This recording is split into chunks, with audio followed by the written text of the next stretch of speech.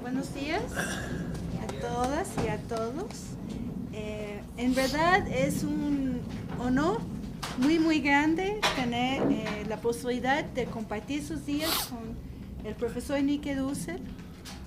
Ustedes saben muy bien la trayectoria de él en América Latina desde hace muchos años atrás, desde la filosofía de la liberación, sus conceptos de transmodernidad, entre otros, que han sido contribuciones no simplemente para América Latina, sino para el mundo.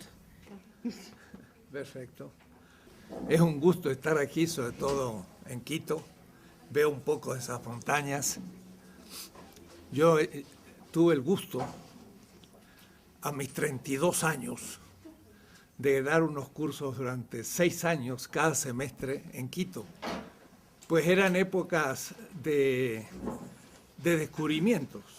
Yo venía justo de 10 años de estudiar en Europa y al llegar a una pequeña universidad al norte de Argentina, Resistencia, que de paso el nombre es un tanto problemático, era la resistencia contra los indígenas, ¿no?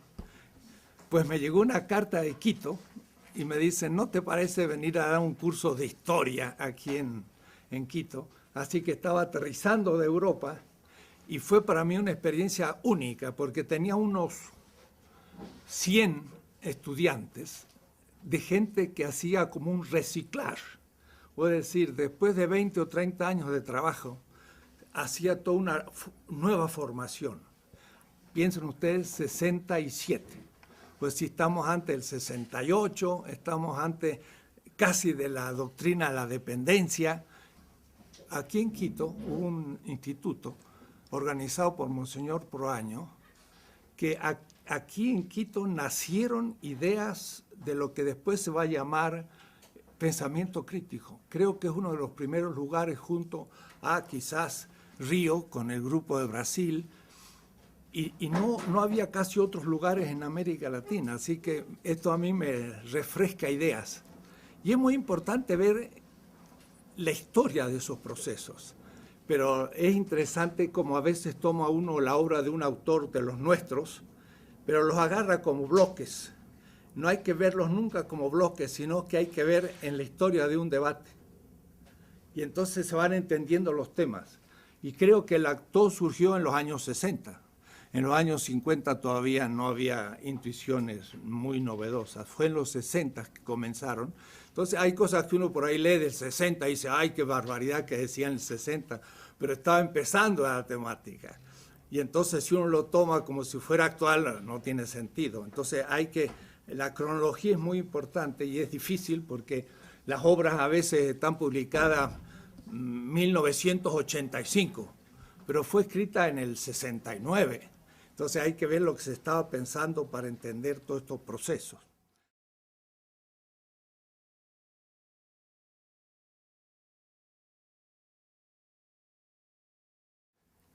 Tres días me han dado, 3 mañanas, pequeñas exposiciones y después debates, he organizado la cosa un poco así.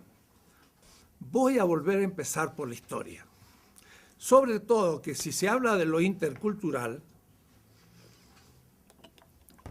no se tiene muchas veces clara idea del contenido de las grandes culturas que se han dado. Que no quiero que me la tomen sustancialmente para que digan, uy, sustancialista. Creen que la cultura egipcia es una sustancia. No, no, cada una de las culturas incluye muchísimas culturas, pero son ellas mismas culturas ya que manejan una cantidad de semejanzas. Si yo digo cultura egipcia, 5.000 años de existencia, como decía Samir Amin, el amigo, dice, el Estado egipcio fue quizás el primer Estado de la historia universal. Estado, el egipcio, hace 5.000 años. Claro, hay otros que creen que el Estado empieza con la burguesía. Bueno, el Estado burgués empieza con la burguesía, pero no el Estado como Estado. Pero el Egipto es ya ella misma una cultura de muchísimas culturas.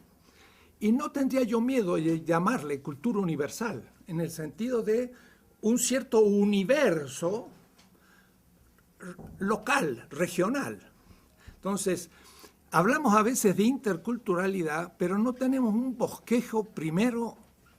¿Cuáles han sido las grandes culturas? Después hay muchas otras, casi como especies. Y como especies animales están desapareciendo ante nuestros ojos, decimos, se desaparecen tantas especies de insectos por día, que son miles. Pues también están desapareciendo culturas todos los días, pequeñas. En la India, en los tribes, hay muchos tipos de culturas. Pero a mí me va a gustar hablar de las grandes, no porque sean las más importantes ni las únicas, pero para tener una idea. Mucho lo que hemos hecho ha sido una crítica a Hegel. Ya Leopoldo Sea empezó a hacerla, yo mismo empecé también allá. En el 66 tengo un curso, América Latina en la historia, no se escandalicen, en la historia universal. Digo porque algunos dirán, ¿qué es eso de universal? Ya podemos después discutir. Pero en el año 66, pues no estaba mal. Es mi primer curso universitario. Y el problema era que la visión que tenemos de la historia de las culturas, cuando hablamos de interculturalidad, es completamente eurocéntrico el esquema de exposición. Entonces, hay que destruir aún el esquema de exposición de la historia, que no voy a llamar universal, sino mundial. Y no tengo miedo de hablar de mundialidad, no soy posmoderno. Soy anti-posmoderno, desde ya nomás, porque para mí la posmodernidad es una crítica interna todavía de Europa, no es una crítica externa de Europa. Ya después explicaré todo esto. Entonces, yo no le tengo miedo a los pequeños fragmentos, pero cuando Rigoberta Menchú dice, me llamo Rigoberta Menchú y así me nació la conciencia, es un gran discurso, no es un pequeño discurso. Y es un discurso épico, o es decir, originante de un gran discurso. Entonces, yo no estoy en contra de los grandes discursos cuando los dicen los oprimidos y los excluidos, que son los únicos que tienen derecho a hacer grandes discursos. Entonces, Hegel, no porque sí, escribió la primera visión realmente, porque Montesquieu, Voltaire y todos los franceses, l'esprit de loi, fueron las primeras historias mundiales. Pero Hegel realmente lo hace de manera más definitiva. ¿Por qué? Porque estuvo justo después del triunfo de la Revolución Industrial. Y como era el triunfo de la Revolución Industrial, Hegel es la primera generación europea que realmente empieza a ver a Europa un poco en el centro, lo cual tampoco, no es así. Cada vez he ido retrasando más el tema. Si la modernidad empieza en 1492, esa tesis justamente la enseñaba aquí en Quito en 1967. Contra Wallerstein. Wallerstein pensaba que la modernidad empezaba en el siglo XVIII. En un debate que tuvimos en Binghamton, se convenció que no fue en el siglo XVIII con la Ilustración que empezó la modernidad, sino con Colón. Eso fue toda una tarea que tuvimos que hacer personalmente. Pero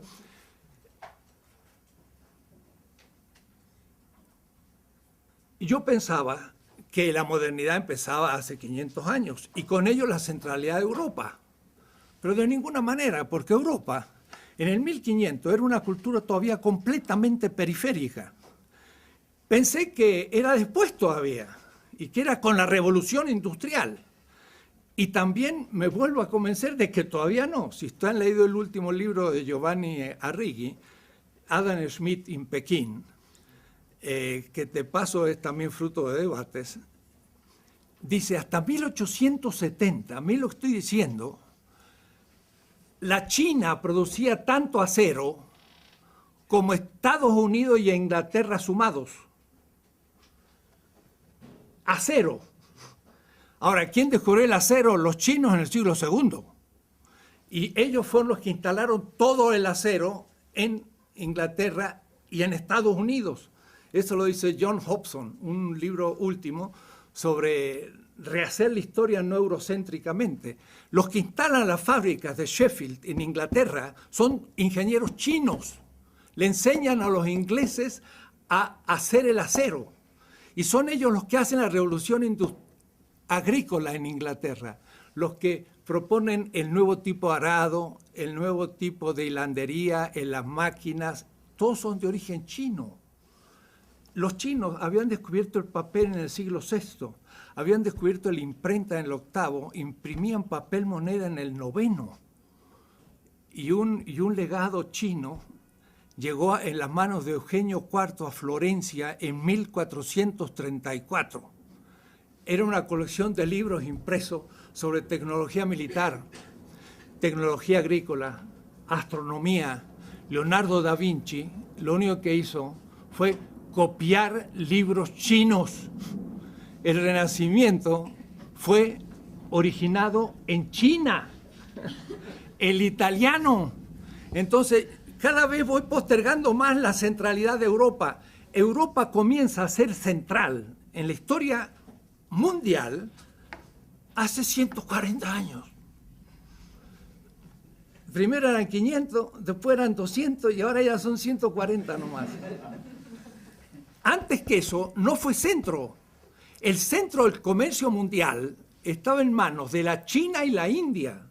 Eran los que tenían todos los productos del comercio.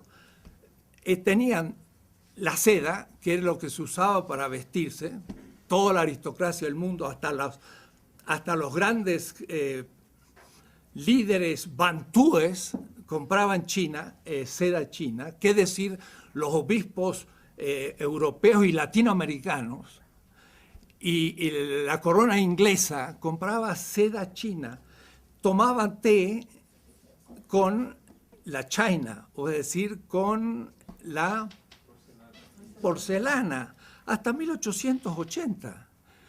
Y el acero era las mejores armas, espadas y demás, eran japonesas o chinas. Digo esto porque cada vez voy cambiando más y pasan 2 o 3 años y hay que volver a cambiar. En el 2007 salió este libro, Política, Liberación, Historia Mundial y Crítica, de la que voy a hablar hoy. Hace 2 años ya tengo que hacer reformas, ya hay errores en el libro, ya está todavía eurocéntrico.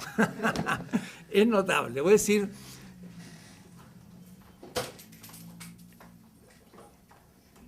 si yo preguntara lo siguiente, ¿quién estudió la historia mundial no con el esquema edad antigua, edad medieval y edad moderna? ¿Quién estudió en otro esquema? Esta pregunta la he hecho en 30 universidades alemanas, Marburg, Berlín, Jena, dando conferencias. Lo he dicho en Delhi, lo he hecho en Manila, lo he hecho en todos los lugares latinoamericanos y nadie me ha levantado la mano. En Kenia, ninguno me levantó la mano. Y si yo les dijera que decir que la historia mundial es la antigüedad, la Edad Media y moderna, es una, lo voy a decir fuerte, estúpida ideología del romanticismo alemán del fin del siglo XVIII, que nunca la humanidad pensó en tal tontera, y si lo seguimos repitiendo, eso es eurocentrismo. Le quiero hacer otra historia, completamente distinta. La Edad Antigua no existe. Me acuerdo un curso que yo daba en la India, en Madurai, y le decía, ¿qué es la Edad Antigua? Entonces decía, sí, bueno, es la edad de los griegos y los romanos. Pero si ustedes hacen un mapa, ¿dónde queda Grecia y Roma? Entonces vamos a hacer el mapa porque hay que verlo en el espacio. Entonces Europa es esto, este es el Mediterráneo, rápido hecho. Esto es el África, la India, el sudeste asiático, más o menos es así. América aquí está todavía al oeste. ¿Por qué? Porque América fue el extremo oriente del extremo oriente.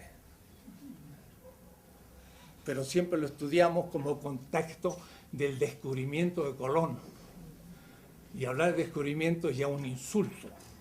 Fue el comienzo de la invasión del continente. Pero van a ver ustedes que si yo sitúo América donde debo situarla, ya empiezo a ver distintos todas las culturas amerindias. Bueno, Europa es esto. Como ustedes lo ven, no parece ser el centro. Y además es muy pequeña. Entonces, el señor Hegel dice que el Mediterráneo es el centro de la historia universal. No puede serlo. Tiene que ser o el mar de la India o el Pacífico, pero no puede ser el Mediterráneo. El Mediterráneo es un marcito pequeño que fue no más que el centro de una cierta cultura. Entonces ustedes ven la antigüedad. Entonces yo estaba en Madurai y les decía, a ver, los griegos llegaron, sí, la verdad que con Alejandro llegaron casi hasta la India, ¿no? Que sería hoy Pakistán.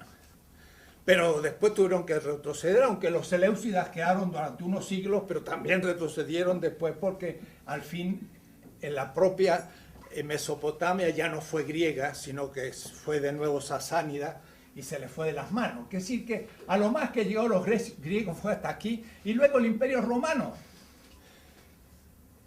Para Hegel la China es como la infancia de la humanidad. Y el espíritu en su libertad de la China pasa a la India, a los medos y a los persas, y luego los griegos, y luego los romanos. Pero realmente los que son la culminación de la antigüedad son los romanos. Después viene la Edad Media. ¿Media de qué? La media entre la modernidad y la antigüedad, así que en realidad no tiene ningún sentido, está en la mitad. El feudalismo. Y hasta el marxista, yo conozco bien a Marx, tengo 4 tomos sobre Marx, se hablaba del feudalismo y el modo asiático, que era un modo feudal. El feudalismo solo existió en Europa y en ninguna parte más del mundo. No hubo feudalismo ni en la China, ni en la India, ni en América, ni en ningún lado. Solo en Europa, feudalismo. Pero el feudalismo fue un fenómeno ¿debido a qué? A que los árabes en el 623 salieron de la Égira, comenzaron la expansión, y le metieron a Europa un muro que el Imperio Otomano estuvo hasta 1680, miren qué fecha, ¿no? 1680, sitiando Viena. Viena estaba por acá, y Granada todavía era musulmana en el 1492. En enero recién se liberó. Esta pequeña Europa tenía a lo más 70 millones de habitantes. La China siempre tuvo el doble, tenía 160 en esos años. Y no hablar la India, etc. Entonces, la Edad Media no es más que la época en que el mundo musulmán puso un muro a Europa y la aisló del mundo. Europa nunca fue centro, nunca. Siempre fue periférica y lo fue hasta 1870. si ustedes quieren, 1790 la revolución industrial, pero también los chinos hicieron revolución industrial. Y luego hubo crisis que hay que mostrar por qué. Estamos recién descubriendo China. Y yo hablo de China porque es un motivo para romper el eurocentrismo. Y el eurocentrismo todavía no lo hemos terminado de romper. Cada 6 meses descubro un aspecto eurocéntrico de mi pensamiento. Y esto hace 20 años. No se termina. Es muy difícil porque está tan metido. Bueno, Edad Media no tiene ningún sentido. En esa época, que sería del siglo VII hasta 1492, que es el fin del siglo XV, son 8 siglos de feudalismo. ¿Cómo feudalismo? Los árabes están en Marruecos, en Fez, una ciudad de 400.000 habitantes, que había sido Córdoba. Están en el gran califato fatimita en Egipto. Pues Bagdad ha sido ya maltratada por los turcos, pero Bagdad sigue siendo una referencia. Está Bizancio, que va a ser tomada en 1453. Los griegos van a pasar a Italia. Qué extraño, 1456 Ficino comienza la traducción de Platón del griego al latín. El Renacimiento, pues son pobres griegos salidos de la toma de Estambul por los árabes, que también comienzan el Renacimiento. Es decir, el Renacimiento va a ser parte chino y parte bizantino. Los italianos, poco que agregan. Es decir, tampoco la Europa Latina hizo tanto que digamos. Pero después tenemos que entonces ver toda la región de los árabes en Afganistán, Delhi, que va a ser musulmana, y después todo Indochina, hasta más. Mindanao es musulmana en el 1492. Quiere decir que, miren, los árabes en la Edad Media tienen una cultura universal o mundial que va del Atlántico hasta el Pacífico y no tiene nada que ver con el feudalismo. Son una cultura urbana y mercantil. No hay nada de señores feudales ni nada, y eso es la Edad Media. No tiene sentido. ¿Se dan cuenta? No más que para decir rápido cómo hay que empezar a rehacer toda la historia de las culturas de otra manera, para entonces tener una imagen actual desde otro horizonte. Es lo que quiero hacer en unos minutos. En unos minutos. Es decir, quiero darle otra idea de la historia mundial, de las grandes culturas, para ver dónde estamos parados. No había pensado hacerlo, pero dije, sería bueno para entender un poco cuando hablamos diálogo intercultural.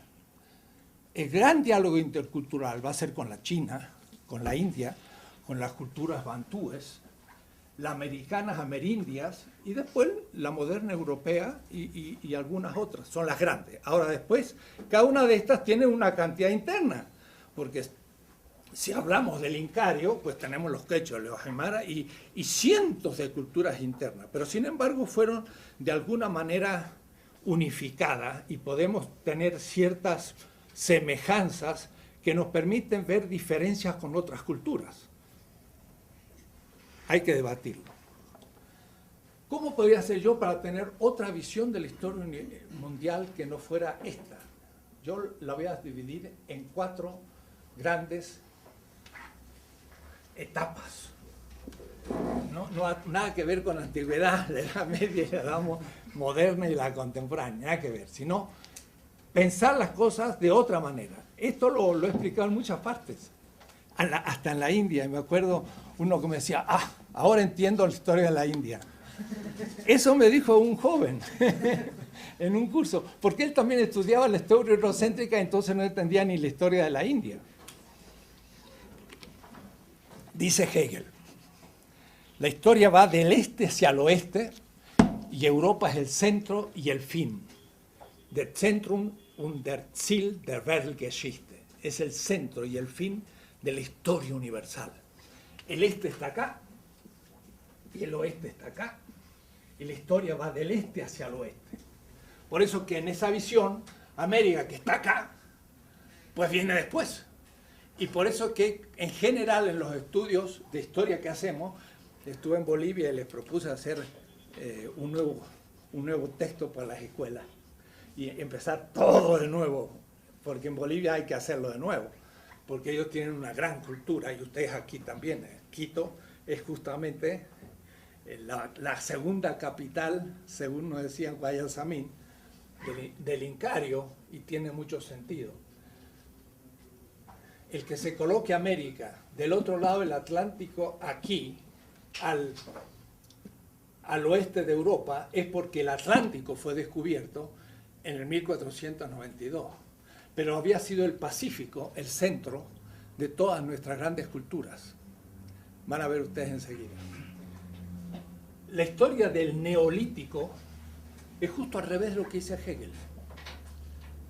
El Neolítico, ¿se acuerdan? Era la revolución urbana. La revolución urbana supone dos revoluciones. La agrícola, porque entonces en vez de tener que estar buscando el alimento en cualquier parte, pues junto los mejores vegetales y en un lugar racionalizadamente tengo alimento. Decía Aristóteles, la ciudad surge cuando hay alimento, agricultura. Pero después el segundo, el pastoreo. En vez de estar cazando los animales, agarro los más grandes, gordos, la vaca, tan fea, pero bueno, simpática, pero gordísima. Y ahora pura vaca nomás, y los leones, y las gacelas, y todos los hermosos animales van al zoológico, porque no nos sirven en el sentido no ecológico de la palabra. Agarramos los que más nos sirvieron y eso lo reprodujimos en el pastoreo, y los otros los fuimos matando, y ahora hay que las especies se están terminando, pero la especie de vaca no se termina, porque esa no sirve, ¿no? La aprovechamos. Entonces, gracias al pastoreo y a la agricultura, dos instituciones, surge la ciudad. Entonces, las ciudades son los que crean la complejidad de clases sociales, y empieza la dominación de clases, y ahí tenemos la producción de las grandes culturas. Sahagún llega a describir en el Imperio Azteca 360 oficios. En cambio, en un clan nómade, pues hay el cacique y 3 oficios, y todos aprenden los 3 oficios y con eso saben todo lo que necesitan. En el Imperio Azteca había 360 oficios. Había agricultores de distintos tipos, los que hacían los papiros no, los que hacían los grandes amates, los sabios, los sacerdotes, los militares, los comerciantes, 380, es una diversidad fenomenal. Entonces, la historia del Neolítico, ¿cómo empieza? Pues lo que sabemos hasta ahora, y podría cambiarse, sobre todo que siendo el ser humano originario del África, ciertamente, ahí debieron haber hace 40 y 50 y 60 mil años ya aldeas, pero no se han descubierto por ahora. El Homo sapiens tiene apenas 150 mil años, el Homo habilis 4 millones, ¿no? Entonces, de los 4 millones de los primeros seres humanos al Homo sapiens, son de 4.000 a 150, ¿no? Debió haber otras culturas antes, pero de todas maneras, por ahora, la que nos recuerda la arqueología nos dice que al sur de Turquía tenemos ciudades ya con culto al toro y todo hace 7.000 años antes de la era común. Es decir, hace 9.000 años ya había ciudades. Pero estas se van corriendo hacia el sur, y justamente al sur de la Mesopotamia, donde fue la guerra de Kuwait.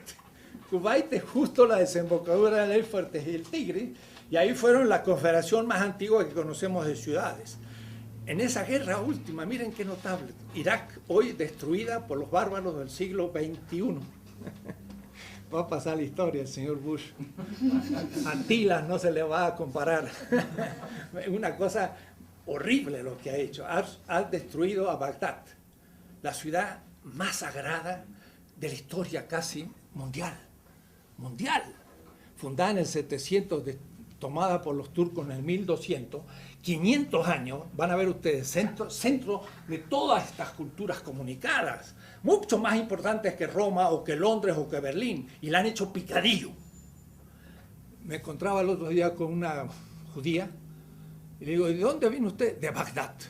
Ah, de Bagdad. Pero de Bagdad, de Bagdad.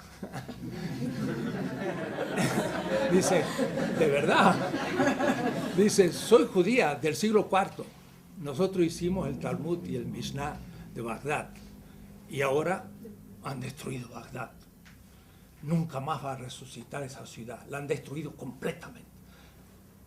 Una familia que tenía 16 siglos de existencia está ahora nómade en Estados Unidos. Entonces, en esas regiones surgieron las primeras conexiones de las grandes culturas. Yo empiezo mi curso de historia de la política, ¿no? Porque el primer tomo es una historia mundial de la política, para hacer una política de Evo Morales. Porque la clave de toda mi política, son 3 tomos como este, es Evo Morales.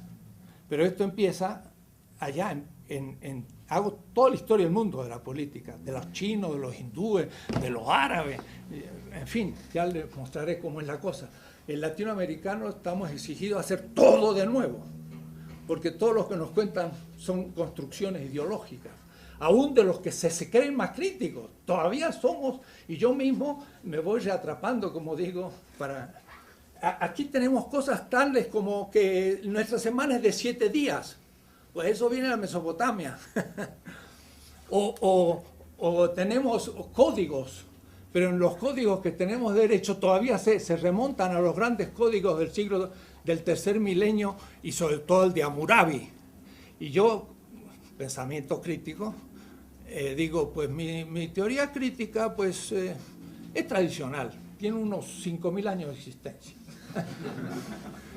Hace 4.700 años, Hammurabi dice, he hecho justicia con la viuda, con el huérfano, con el pobre, con el extranjero. De ahí salió mi Ética de la Liberación de 1970-75.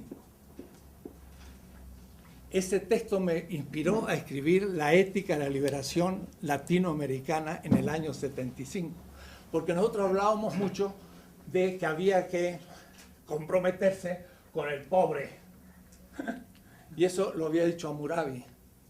Ahora, lo interesante de esta ley es que no dice voy a hacer justicia con mi mujer, dentro del machismo, voy a hacer justicia con mi hijo, con el conciudadano y con el rico, sino que es el concepto ya de exterioridad. El orden tiene una ley, pero en la exterioridad de la ley está el que la ley no protege, pero sí la ley de Hammurabi y de la Mesopotamia. La viuda era la mujer del otro, y he hecho justicia con la mujer del otro. He hecho justicia con el hijo del otro. He hecho justicia con el que no tiene ni un buey, dice, porque hacer con el que tiene 10 bueyes, pues está fácil. Y hacer justicia con el extranjero. Miren, si los europeos ahora, los suizos, los franceses, imitaran a esta ley hecha 1.700 años antes de Cristo, más 2.000, son 3.700 años. Le podemos decir a un europeo actual, alemán, sobre todo español, ¿por qué no leen textos de hace 3.700 años y entienden lo que es el derecho? No este derecho burgués de la Revolución Francesa, sino un derecho mucho más antiguo y crítico. Hagan justicia con el extranjero. Son todos estos que vienen desde el sur. Que lo mismo habría que decirle a los norteamericanos con los mexicanos y salvadoreños y ecuatorianos. Ni están a la altura de Hammurabi. Digo esto para que piensen que desde ahí ya tenemos inspiraciones fundamentales, porque de ahí viene todo el pensamiento semita y de ahí va a venir otras cosas. Bien, Egipto, 3.000 años antes de la era común, menos 3.000, es ya la primera grandes dinastías. Y entonces el Egipto comienza a tener Estado, organización, todo tremendo. Pero de Egipto, por ejemplo, si yo hago esto, una balanza, todo el mundo dice, pues la justicia, y eso está en los palacios de justicia, hay una balanza. Pues esa es la balanza de Osiris. Osiris tenía una balanza en la mano, era el dios de la resurrección de Egipto. El muerto venía y le preguntaba a Osiris, ¿qué has hecho para merecer la resurrección? Además hay mucha gente que cree en la resurrección, aún en América Latina. Viene de Egipto, no viene de Israel. Israel viene de Egipto también, así que el cristianismo viene de Egipto. Y entonces, ¿qué le dice el muerto? El muerto le dice a Egipto, he hecho cosas buenas. Y para eso lo tenía apuntado, porque en los sarcófagos y en los textos de las pirámides, los faraones escriben sus actos buenos para el día del juicio de Egipto, de Osiris, en la gran sala de Maat, que bien es el juicio final. El juicio final tampoco es cristiano ni es semita, es egipcio, ¿no? Y entonces el muerto, en el capítulo 125 del libro de los muertos, que es en realidad el libro de la vida, porque es lo que escribían los muertos para no olvidarse sus actos buenos cuando venía el juicio. ¿Ves? Como los muchachos que llevan en el examen anotadito todo para no olvidarse, así también los muertos llevan todo anotadito. Y entonces miren el capítulo 25, dice, ¿qué has hecho de bueno? Dice, he dado pan al hambriento, he dado de beber al sediento, he dado de vestir al desnudo y una barca al peregrino. Entonces, con su nombre y apellido, lo resucita. Con su nombre y apellido, o es decir, individual. Y el señor Charles Taylor, en el Source of the Self, la fuente de la identidad, va a buscar la identidad entre los griegos y no lo encuentra. Si se hubiese tomado un barquito y hubiese llegado a Egipto, entonces, 2500 años antes de Aristóteles, tanto de Aristóteles hasta mí, o es decir, si el Egipto está en el 30 siglos antes de Cristo, y Aristóteles está en el 350, había 2650 años desde los textos de Menfis a Aristóteles. Y de Aristóteles hasta mí hay no más que 2300, es decir, menos. Digo para que tomen proporción. O es decir, que Egipto era para los griegos una cultura más antigua que la griega para mí. Y todos dicen, la filosofía empieza en Grecia. Mentira, empieza en Egipto. Y lo dice Aristóteles, lo dice Platón. Nuestra filosofía empezó en Egipto, lo dicen. Pero von Humboldt, que pasó por aquí también, se inventó después la Universidad de Berlín y la primera tesis de la Universidad de Berlín, la filosofía es griega. Y entonces el helenocentrismo fue el padre o la madre, como quieran, del eurocentrismo. La filosofía no empezó en Grecia, empezó 3000 años antes. Entonces, tenemos tantos elementos egipcios que hasta $1, a veces cuando voy a Estados Unidos, y aquí como los pobres ecuatorianos están dolarizados, me olvidé hoy, digo, no he cambiado todavía para pagar el desayuno. Dice, no paguen dólares. Es verdad que estoy en Ecuador. En el dólar, miren qué notable, es fantástico. Acá a la izquierda hay una pirámide y arriba hay un ojo. ¿De dónde viene eso? ¿Eh?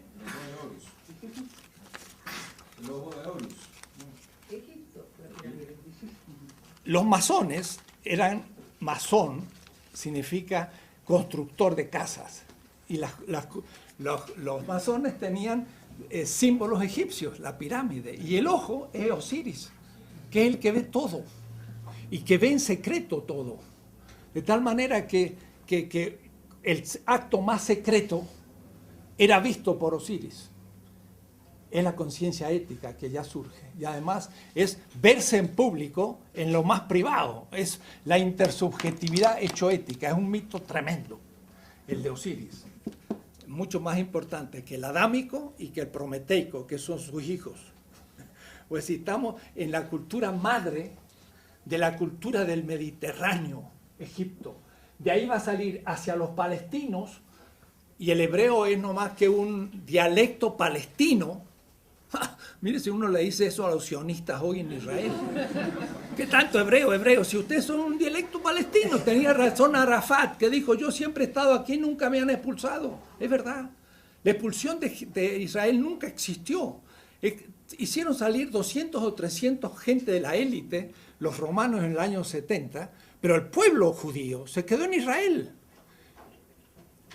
Los judíos de España fueron judíos convertidos bereberes que llegaron a España, nunca habían estado en Israel.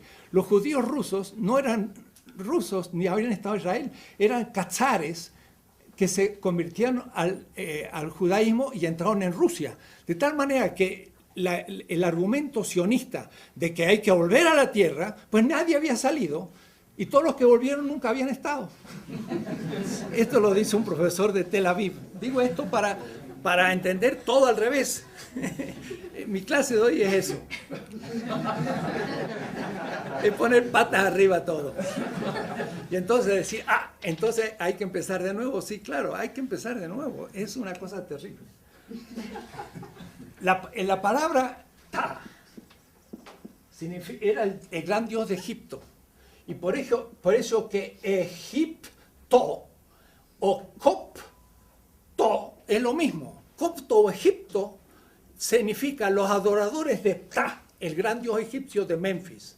Eso me lo decía un obispo de la primera catarata, estando ahí en Egipto y hablando con la gente, me decía, Egipto y Copto es lo mismo, quiere interesar. Y Ptah era el gran dios de Egipto y tenía dos partes, tenía dos momentos. Uno, el corazón, Horus, y otro, la lengua, Toth. Esta lengua es la que se va a transformar en hebreo en la Dabar y entre los griegos en el Logos.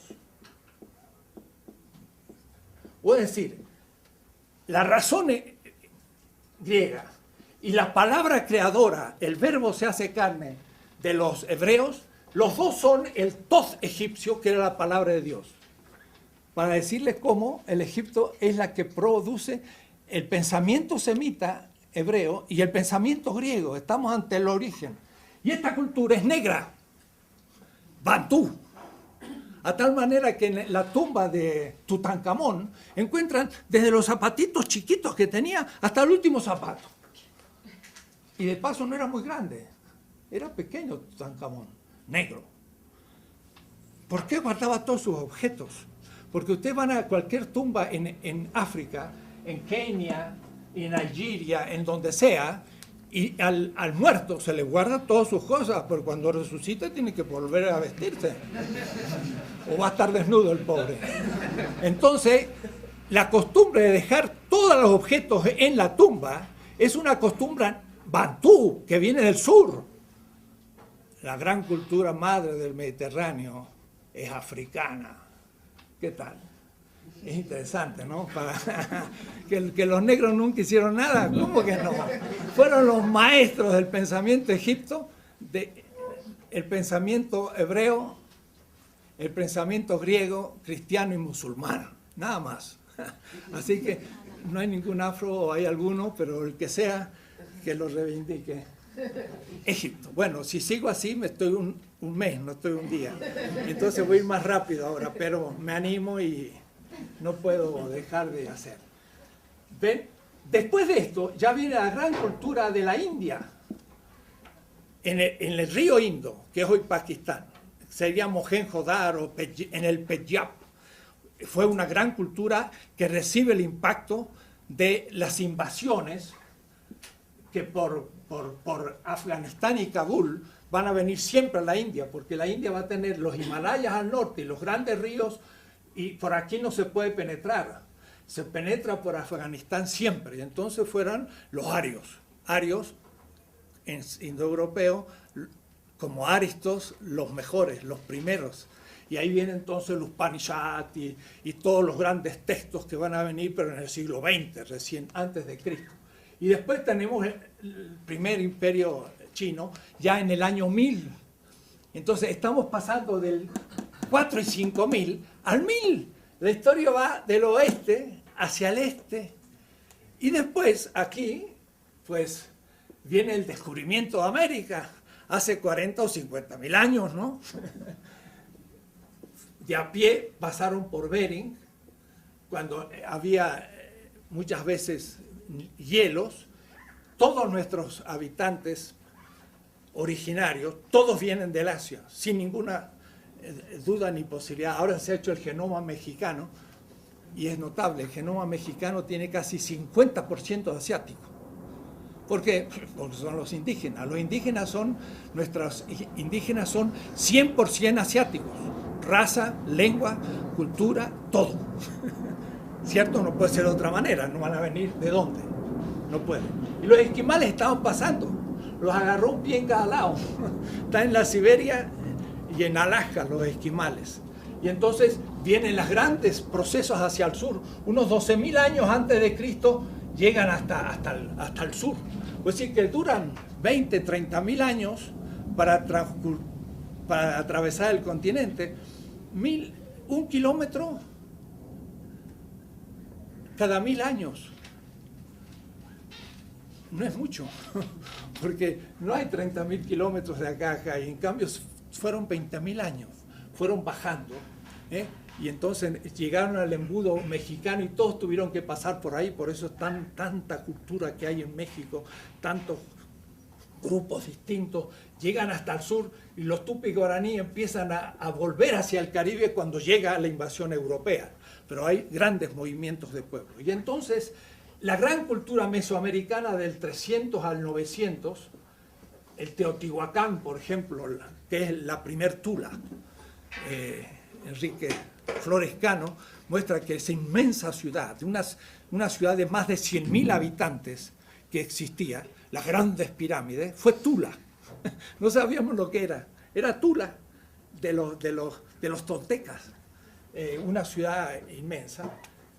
Y la cultura maya, del cual en este congreso que ha habido 53 americanistas en México ahora, tuve yo una especie de revelación de un maya, del cual hablaré después porque me pareció extraordinario y además va justo en la hipótesis de la transmodernidad, van a ver ustedes después. Y nuestra gran cultura del Incario, también en la misma época, el Tiahuanacu, es también clásica, de tal manera que aquí estamos en el primer milenio después de Cristo. No es que haya habido una relación directa, pero pasamos del sexto milenio al primero. Las grandes culturas neolíticas fueron hacia el este, señor Hegel, justo al revés de lo que usted pensaba, ¿no? Sin contacto directo. Ahora, el centro de estas culturas fue el Pacífico, de las nuestras. Y para un ejemplo pequeño, los mapuches de Chile, a su cacique le llamaban el Toqui. Caupolicán fue un Toqui. Y este era elegido para luchar contra los enemigos, por ejemplo, contra los españoles. Y por eso que los mapuches han resistido y resistido toda la época colonial y casi hasta hoy. Pues en la isla Samoa y luego en Australia y sobre todo en Nueva Zelanda están los pueblos Moari o Maoris. En Nueva Zelanda, en Auckland, estaba y fue a un museo.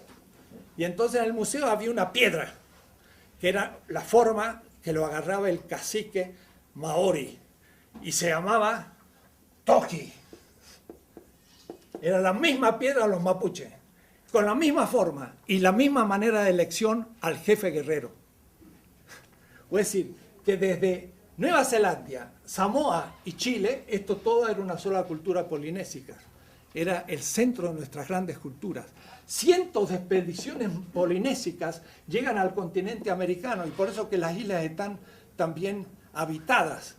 En México, la gran piedra del Sol, que tiene las 4 edades de la humanidad de todas nuestras culturas, que fueron 5, los mayas, los aztecas, los incas y hasta los onas, hablan de las 5 edades del mundo.